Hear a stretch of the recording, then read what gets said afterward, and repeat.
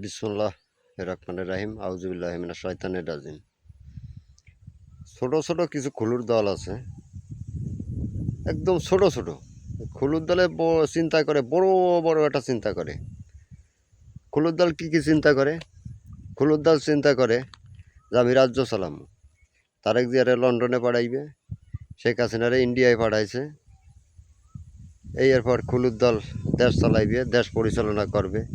খুলুর দল এখন তো জানে না যে শেখ হাসিনা ইন্ডিয়ায় গেছে। শেখ হাসিনার কি সব লোকজন, কি সব আমলে কি সব লোকজন নিয়ে ইন্ডিয়ায় গেছে? তারেক জিয়ার লন্ডন পাঠাইবে, তারেক জিয়ার কি সব লোক লন্ডন চলে যাইবে? এই খুলু দলের অবস্থা হয়েছে কি, এক খুলু করে তেলের ব্যবসা। তেলের ব্যবসা করতে যায় খুলু আড়ে যায় একটা ডিম কিনছে, একটা মুরগির ডিম কিনছে। ডিম কিনে খুলু এখন মনে মনে চিন্তা করে যে ডিম আমি বাড়ি নিয়ে যা বাচ্চা ফুটাবো।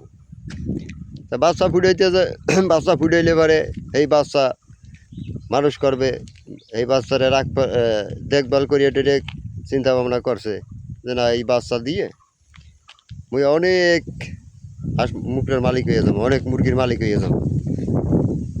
এরকম চিন্তা ভাবনা করে খুলু বাড়িতে বাজারেতে বাড়ি আইতেছে। আর আইতে আইতে পথে পথে খালি চিন্তা করে যে এই বাচ্চায় বাচ্চা হইবে, এই বাচ্চা ডিম পারবে, এই বাচ্চার আবার বাচ্চা হইবে। এরকম করতে গেলে খুলু একজন অনেক বড় লোক হইবে। আর দুই আর ছেড়াই দেখো যে আমি এত বড় লোক হয়ে গেছি। আর খুলুর তেল আর ডিম আন্ডা যা ছিল পিছনে মাথার ভাইতে পিছ ফিলে পড়িয়ে সব বানিয়ে ছুড়িয়ে এখন খুলু এখন পিছ ফিলে চাইয়ে দেয়া করলাম কি, একবারে এত বড় লোক হয়ে গেলাম। আর এই চালান পাতি ব্যাকই গেছে খুলুর। তো এখন এই যে এলসিবি, তারপরে ছোটো ছোটো কিছু দেয়াল আছে, এক অবস্থা আছে। ওই কেউ সরকার গঠন করি হেলাই একলা একলা, কারোরই লাগে না। কেউ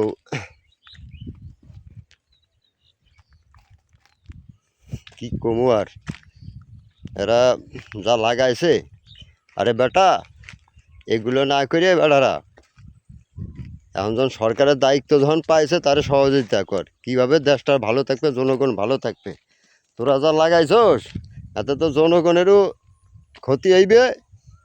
আর এই জনগণ যদি একবার খেপে যায় তো তোকে খুলুর দলের অবস্থা কি হইবে, হ্যাঁ কি একবার ভাববে দেখছস? হ্যাঁ, এ কয়জন খুলুর দল, কয়জন আছে সারা বাংলাদেশে গুছাইলে কয়জন হইবে কদিন? হ্যাঁ, আর এই যে 5ই আগস্ট, খালি 5ই আগস্ট 5ই আগস্ট করস।